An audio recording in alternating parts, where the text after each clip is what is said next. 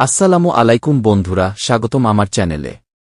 আজকে আমি রিভিউ করতে যাচ্ছি নতুন একটি নাটক হুট করে বিয়ে, যেখানে অভিনয় করেছেন মাশফেক ফরহান এবং কিয়া ফেয়াল। নাম শুনেই বোঝা যায় নাটকটির গল্পটা একদম ভিন্ন ধরনের। গল্পটা শুরু হয় একেবারে অপ্রত্যাশিতভাবে। কিছু পরিস্থিতি, পারিবারিক চাপ কিংবা ভুল বোঝাবুঝির কারণে হঠাৎ করেই নায়ক নায়িকার বিয়ে হয়ে যায়। তারা কেউই এই বিয়ের জন্য মানসিকভাবে প্রস্তুত ছিল না। বিয়ের পর শুরু হয় আসল গল্প।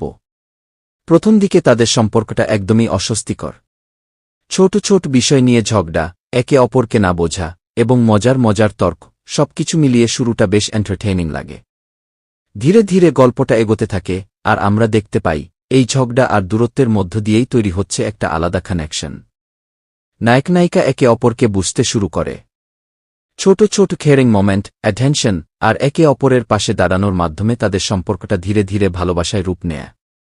অভিনয়ের দিক থেকে মাশফেক ফরহান বরাবরের মতোই ন্যাচুরাল এবং ইমপ্রেসিভ। তার ডিয়ালগের ডেলিভারি, ফেশিয়াল এক্সপ্রেশন এবং ইমোশনাল সিনগুলো খুবই বাস্তব মনে হয়েছে।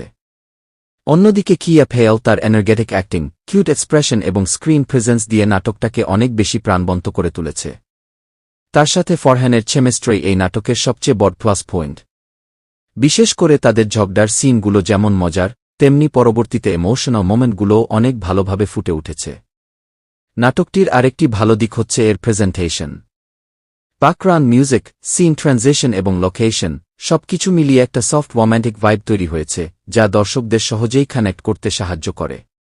কমেডি এবং ইমোশনের ব্যালেন্স এই নাটকে বেশ ভালো ছিল। কিছু কিছু সিন আপনাকে হাসাবে, আবার কিছু সিন আপনার মনকে একটু ছুঁয়ে যাবে। তবে সবকিছুর পরেও কিছু ছোটখাটো দুর্বলতা ছিল। গল্পের কিছু অংশ একটু প্রেডিক্টেবল মনে হতে পারে। এছাড়া কিছু সিন আরও একটু বিস্তারিতভাবে দেখানো যেত, তাহলে গল্পটা আরও স্ট্রং লাগত। তবুও এভরাও বলতে গেলে হুট করে বিয়ে কি একটি সুন্দর রোম্যান্টিক ড্রামা, যা আপনাকে একসাথে হাসাবে এবং অনুভব করাবে ভালোবাসার ছোট ছোট দিকগুলো। আপনারা ভালো আছেন, লাইক এন্ড সাবস্ক্রাইব করবেন।